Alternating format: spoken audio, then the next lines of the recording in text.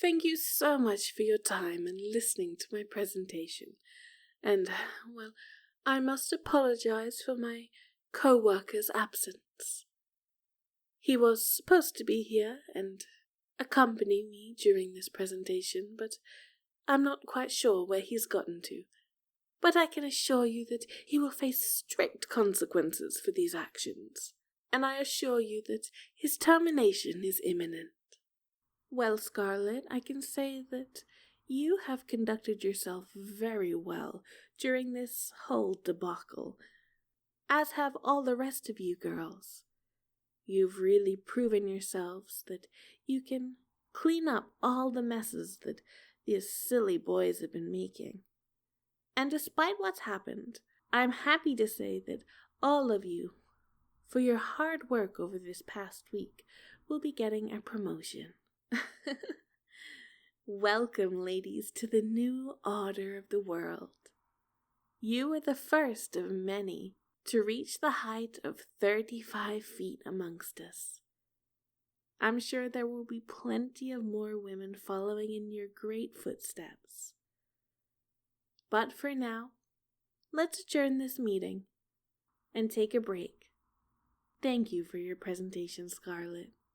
Let's meet back here in 2 hours and continue on with our work.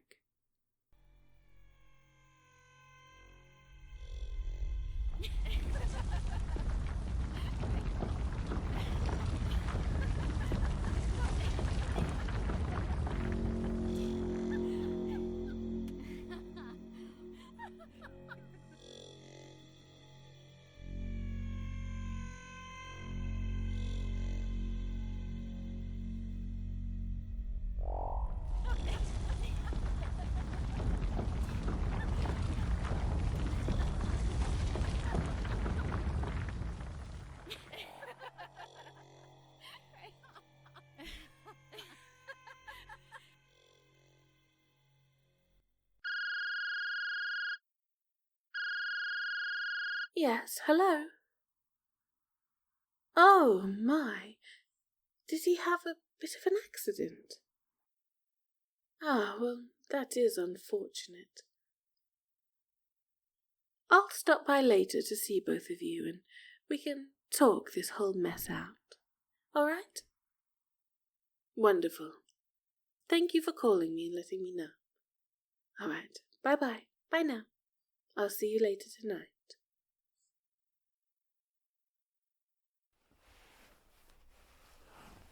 Oh, honey, you're finally awake. I've been waiting for you to wake up for hours now.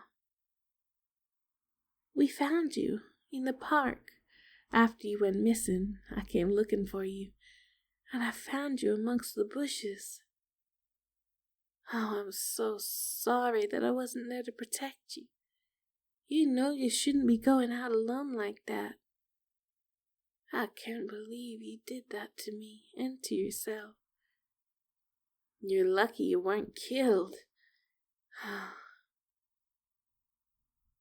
I went out looking for you after you didn't come back home, and I met that girl, that runner that you told me about.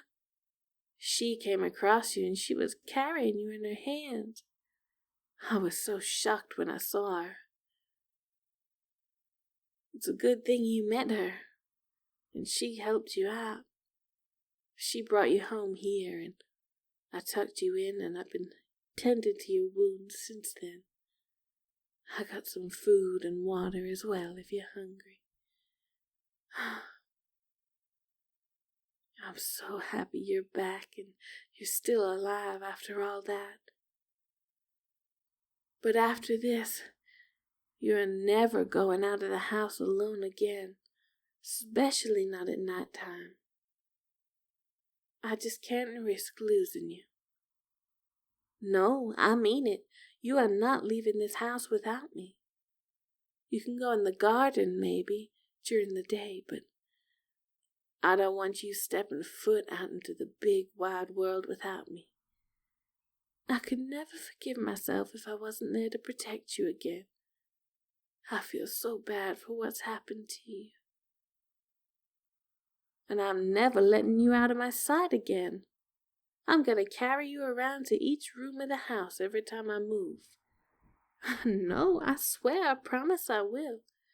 I'm not gonna let anything happen to you again. Women across the world are so big now that most of them wouldn't even be able to see you. You could get squished like a tiny little bug and no one would even notice. Not except me.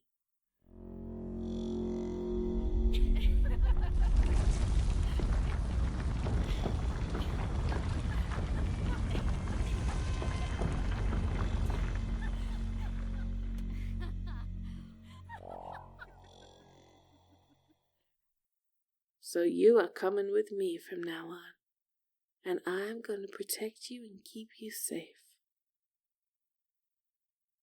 No, I don't want to hear it. I don't want to hear any protests. That's how it's going to be from now on. And you best make sure you thank that runner girl of yours if we see her again. You'd be dead if it weren't for her. Oh, that's the door. I'm gonna go answer it and see who that is. I think it might be Scarlett, your boss. She said she might stop by later today. She said she needs to talk to me about something. I'll be back in a little while, alright?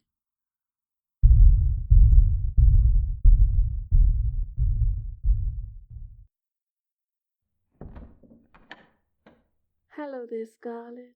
It's nice to see you. You're looking as beautiful as ever. Me? Oh, yes, I got a new dress. And I got my nails and hair freshly done as well. Do you like it? Yes. I thought it was time I did something a bit special. Please, come in. Now, what did you want to talk about? Hello, Susie. How's he doing? Is he all right? Ah, still in bed? No matter. You're his keeper, so it's best I talk to you anyway. Well, you see, because he missed the meeting earlier, I'm afraid we're going to have to terminate him from his position. And we won't be offering him another position in the company. I'm sure you can understand. It's just that in this new world, there's no place for men within business or the corporate world, let alone the scientific community. Their brains are just far too small, and it's not worth it to pay them for the little measly work that they can do. I'm sure you understand. Oh, yes, I do. I know how it is. I recently got myself a job within the scientific fields, and I've seen how the men are just falling behind more and more. Yes, well, unfortunately, your husband is just not a good match for us anymore, and he's proven his incompetence over and over again. But it's good that he has you to look after him and provide for him. He's a very lucky man. Most don't have a girl such as you. Oh, thank you, Scarlett. I do appreciate that. And I do try to take good care of him. Yes, well, all the girls of the company have gotten raises and promotions because of their outstanding work. And unfortunately, your husband just can't keep up. But I'm sure you understand. It's a shame, really. All of the higher-ups of the company had such high hopes for him. We saw him as sort of a prodigy, but after all of this mess that he's caused, I don't think we'll ever be able to look at him the same. He's been greatly surpassed by even some of our female interns now. But no matter. Such is the way of the world now, and we're all just going to have to accept it. Don't you think? Well, yes, there's not much that we can do for it, but I'm happy to look after him. thank you for coming today to talk to me. I'll be handling his affairs from now on. I don't think any of the other girls would even look at him twice now. Not that they could probably even see him. He is so small and tiny. He can't do anything for himself anymore. Yes, you're right. You really are. You know, there was a time that I was even jealous of him. He was such a star in our company, on to do great things in the world. But now, after, well, these changes that we've gone through, he's nothing but a simple man like all the rest. But that's okay. Men are useless now, but at least we can keep a few of them around for some fun. Do you mind if I see him for a few minutes? Oh no, go right ahead. He's just in through the door in there, in the bedroom. Thank you. I'll only be a few minutes and then I'll be on my way.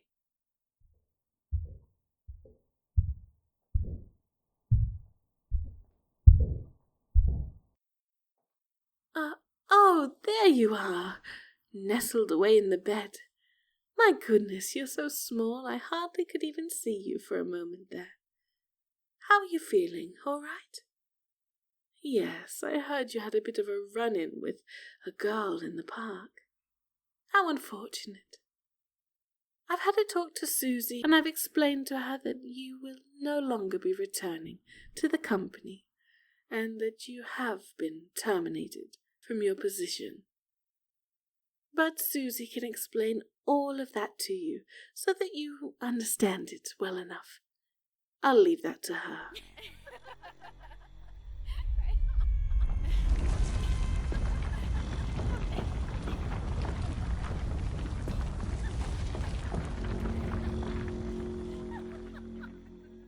I just wanted to check in and see how you were doing.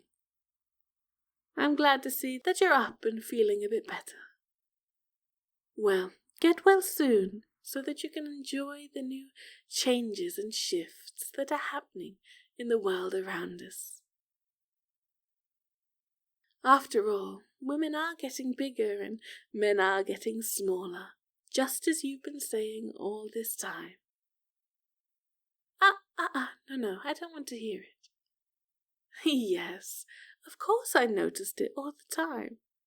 You're so silly, you know that. But I must say goodbye now. I've got a lot of work to do with my new promotion. Don't worry, you rest and heal up so that you can enjoy this new world of beautiful giant women. Don't worry yourself about it too much. There's nothing you can do after all. Any of your personal items at work will be sent to you in the mail in a few days from now, so don't bother coming in. But I have to go. I've got a lot of work to do after all of my promotions and raises. Bye-bye now, little thing. Perhaps one day we'll meet again. But probably not. By then I'm sure you'll be far too tiny and useless. Nothing more than a tiny speck on the floor, surrounded by the new giant female world around you.